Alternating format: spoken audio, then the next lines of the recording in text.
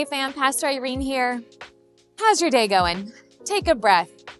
Maybe you are frustrated. Maybe you're kind of turning off some filters in the world because it's just a lot. Wherever you are today, do you ever find yourself going, I am waiting on God. I am waiting to see the goodness of God in the world based on what's happening in my circumstances, in the world around me. Maybe I'm trying to go, hey, I'm discouraged, but I'm looking to God.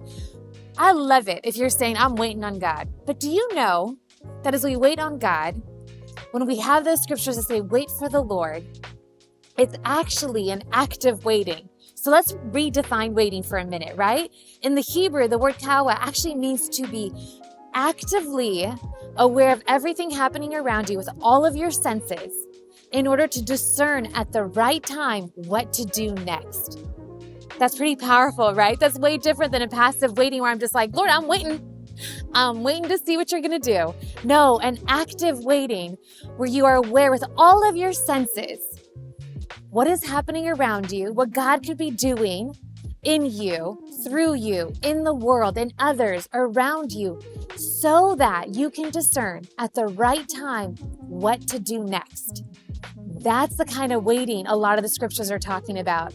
It's a binding closer to God so you can discern and see and be a part of what God is already doing in the world. Jesus said this. He said, I only do what my Father is doing. For Jesus to know how to respond and react and do the right next thing, he was about God's business. So in our waiting, in that deep sigh you just took, what does it look like for you to be just like Jesus saying, I am about my Father's business? To have that kind of confidence that you know you will see the goodness of God, to know that you will see God move and you will see the fruitfulness of your faithfulness. How do we have that kind of active waiting where with all of our senses, we are aware with our presence of everything happening around us so that we can discern at the right time what to do next? I'm going to challenge you this week. Every time you have a meal and every time you have a snack. I know that's a lot, but that's a good thing. Every time I want you to ask God that question. Lord, let me see what you are doing. Lord, let me have my senses and my presence be fully aware of everything happening around me so that I can discern what you would have me do next. If you just say that every time you have a meal, it's a reframe, it's a refocus, just to have your eyes put on a different lens, a different perspective as you tackle the next couple hours, as you go about the next thing you're doing.